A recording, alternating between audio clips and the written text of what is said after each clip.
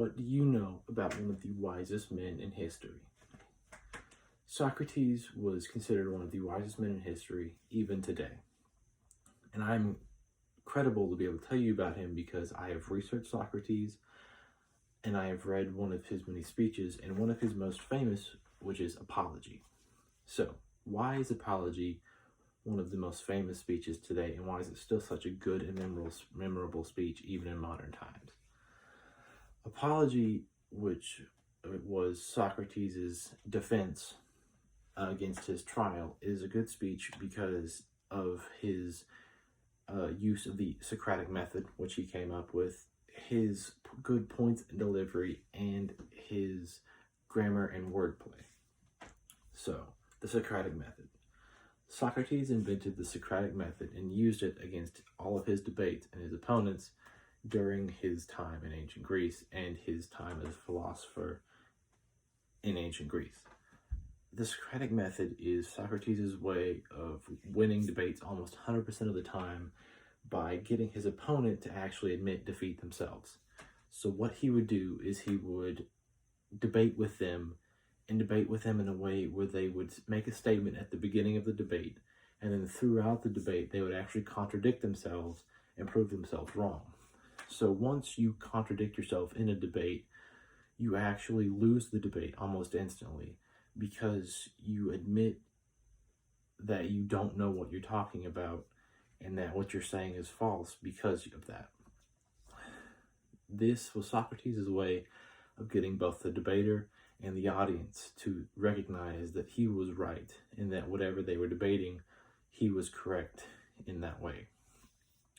And this was so successful because almost 100% of the time he could get this outcome, and the audience and the debater themselves would both recognize that he was correct. Another reason that it's such a good and memorable speech is his point and delivery. Now, Socrates is recognized as being a very, I don't want to say high horse complex, but he knew that he was correct and it was reflected in his delivery. But his points were in such a way that he used the accusations against him, which were impiety and corruption of youth, in his speech, but he redirected them back at the Athenian government, twisted in a way, but in a way that showed that he was free of these charges and they were actually incorrect. Unfortunately, because of his almost arrogant and flippant attitude, the audience didn't see that he was correct, and he was eventually convicted and killed with the accusation of the charges of impiety and corruption of youth. He was accused of impiety because of his different way of thinking from the Athenian government, which was tied directly to religion and government, which is dangerous even today.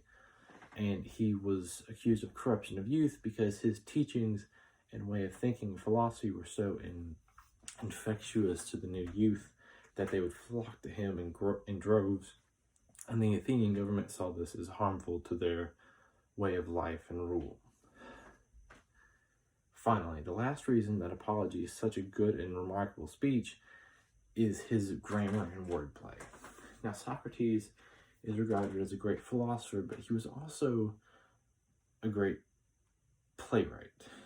And he was able to use words and grammar in a way that would confuse his opponents and cause them to become non-confident in the way that they were debating.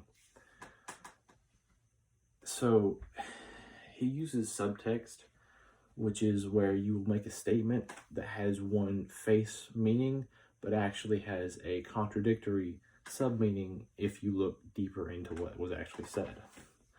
He opens his speech Apology by saying, "How you, young men of Athens, have been affected by my accusers, I do not know. For my part, I nearly forgot myself because of them, so persuasively they did speak."